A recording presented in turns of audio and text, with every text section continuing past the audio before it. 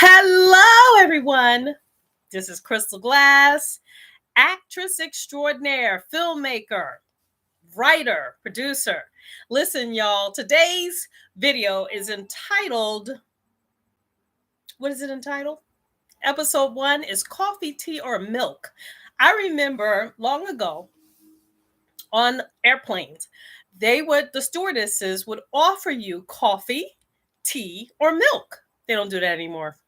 Because back then you used to get free beverage, dinner, or if it was in the morning, you would get breakfast, a movie, headphones. They didn't charge you for anything back then, but now they do. But anyway, we want to talk about today police shows mostly.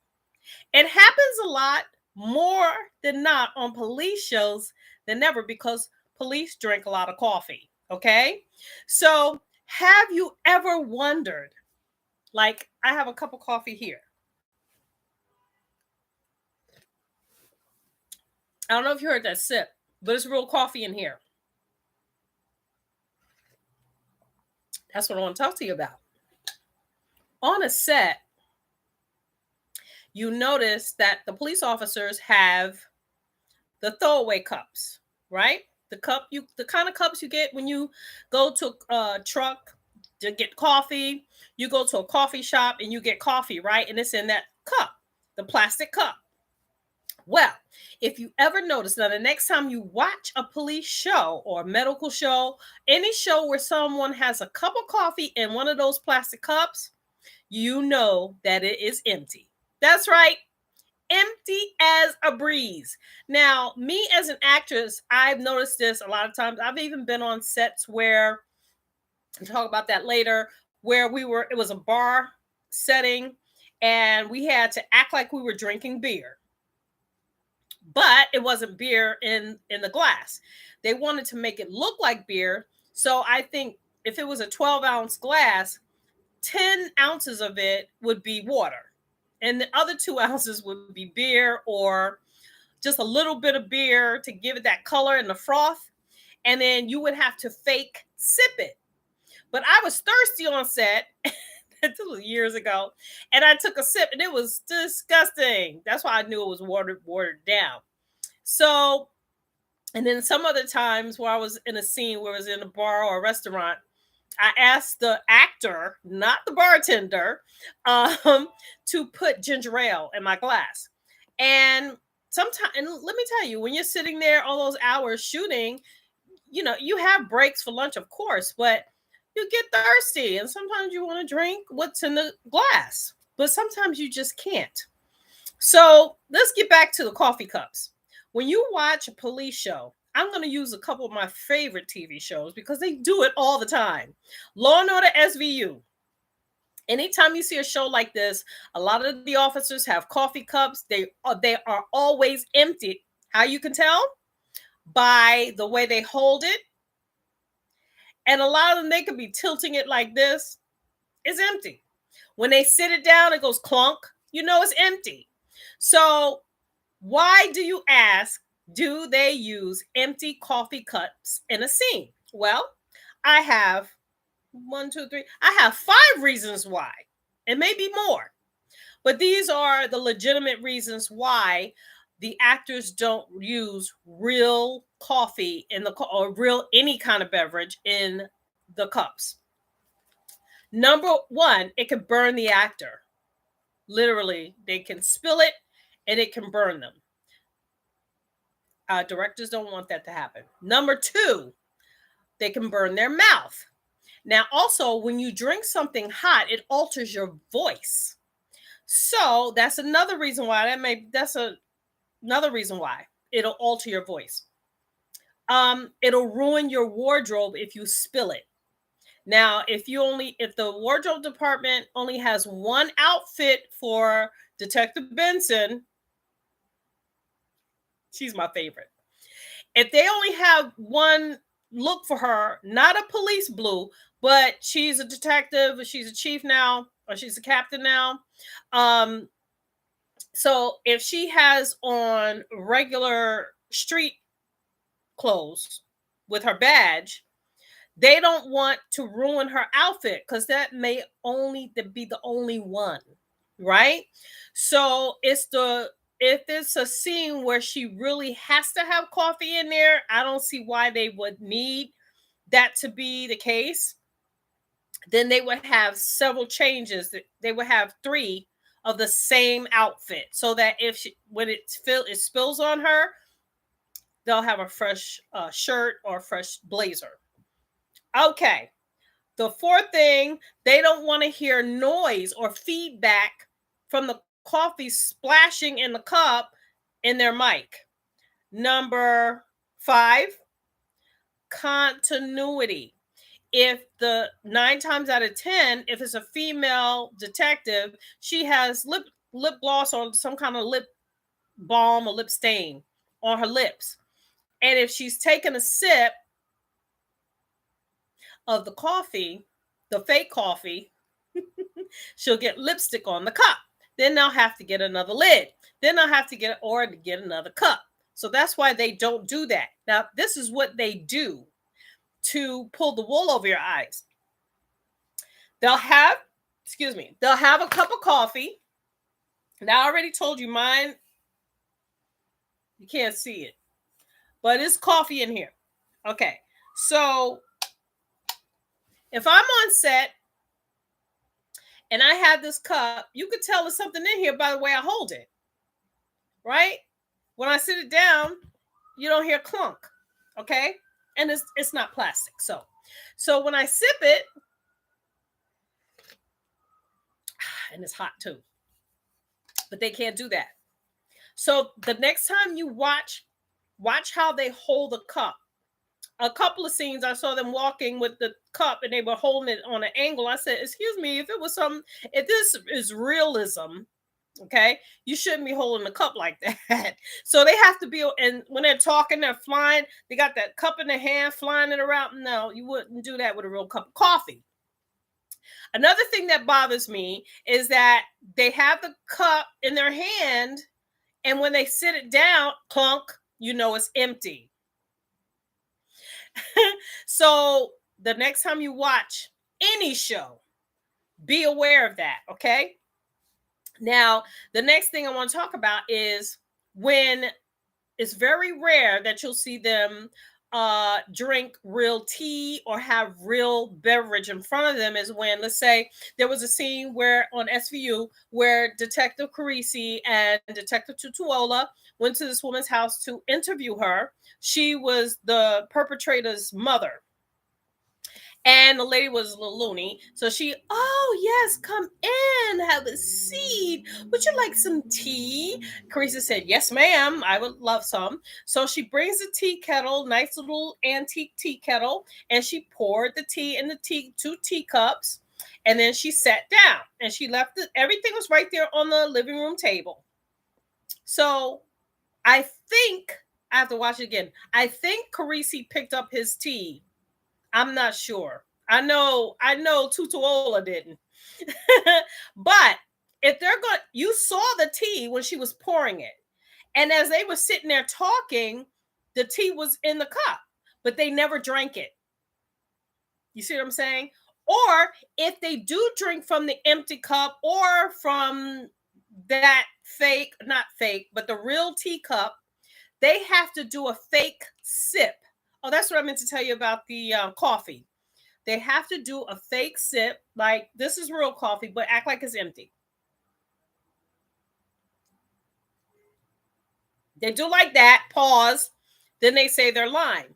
But if they're drinking from an empty coffee cup and they do that, you think they're drinking real coffee. Okay. You think they're drinking real coffee and they're not. Okay.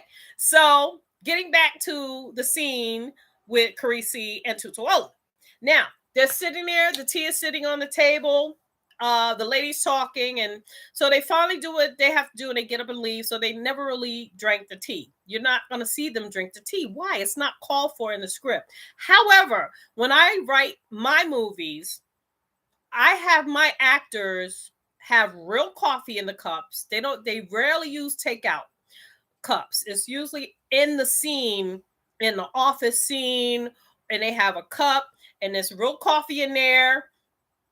And as a director, I keep my eye on it because if it's an independent film, I don't have a continuity person. So I have to keep my eye on things like that and tell the actors to keep their eye on it. So if you think you're going to drink this coffee, then you have to be mindful and fill it back up. Right?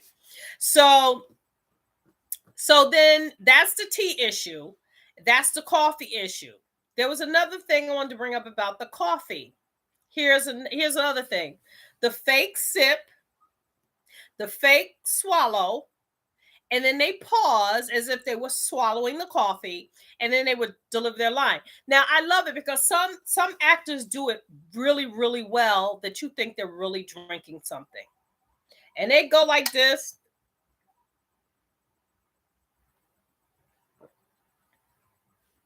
And then they say their line. Now, I really had coffee in my mouth. But if they have an empty coffee cup, they're faking or they're acting like they're drinking coffee.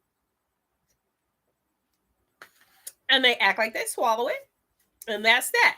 Then when it's time to go, they throw that cup over here and put it down, and you hear clunk, and you know it's empty. So now we got the coffee and the tea out the way. Now let's talk about the wine.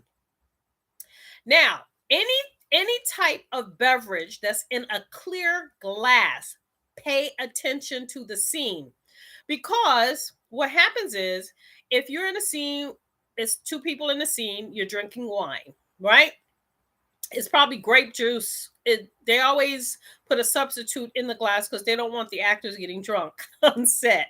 So they use grape juice for the red wine, or they'll use some kind of apple cider to, as a sparkling champagne or whatever, right? But here's the thing about that too.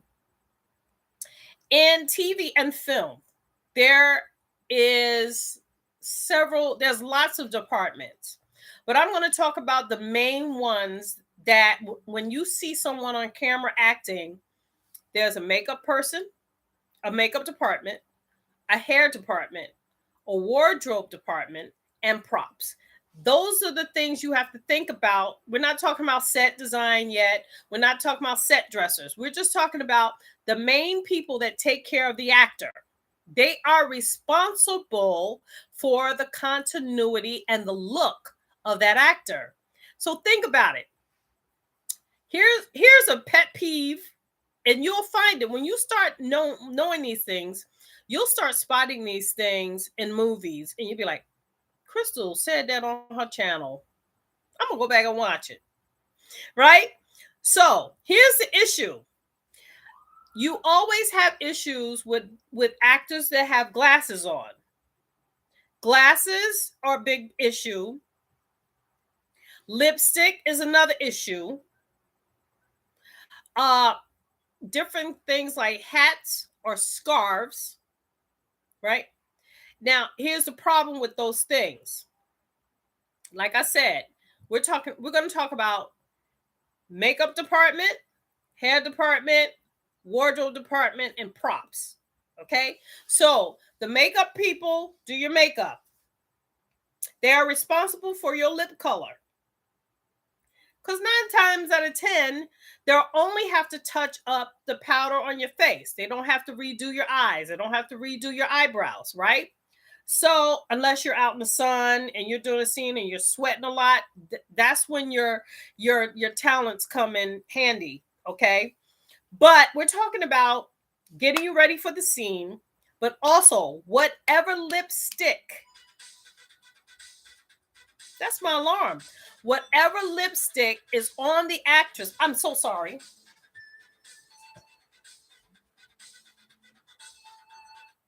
Whatever lipstick is on the actress, or, the makeup person has to give them whatever they used on their lips, give them the tube to keep with them at all times, because this is what actors do. They break for lunch, they go eat, they eat off their lipstick, and a lot of times actresses, because They have their own lip balm. They have their own little pink lipstick, and they don't think about it. And they'll just put some pink lipstick on.